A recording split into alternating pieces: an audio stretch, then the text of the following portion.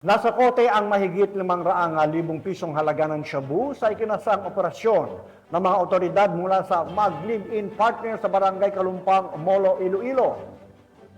Ang PNP ay hindi titigil upang masugpo ang mga taong tiwali sa ating batas, mas lalo na sa mga taong nagpapalaganap ng mga iligal na droga na nagdudulot ng malalang epekto sa ating pamayanan. Ang report mula kay Patrolwoman Lynette Sablon. Na-aresto sa isinagawang drug bypass operation ng kapulisan ang mag-live-in partner sa 3rd Street, Contado Subdivision, Barangay Kalumpang, Molo, nito lamang ika-4 na Disyembre, taong kasalukuyan.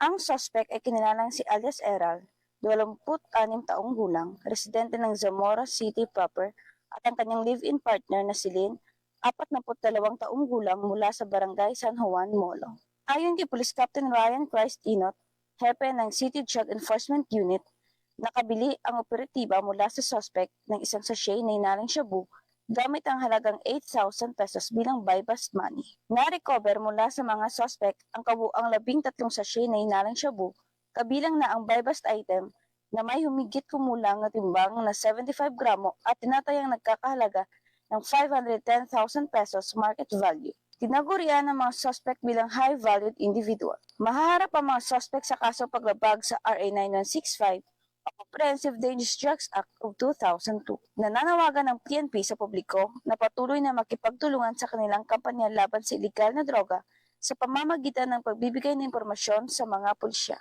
Ang laban kontra droga ay isang mahalagang hakbang para sa kapayapaan at kaligtasan ng bawat komunidad tungo sa mas payapang bagong Pilipinas. Mula rito sa Western Visayas, ako ang inyong PNN correspondent, Patrolwoman Lynette Sablon, alagad ng batas, tagataguyod ng Balitang Pulis.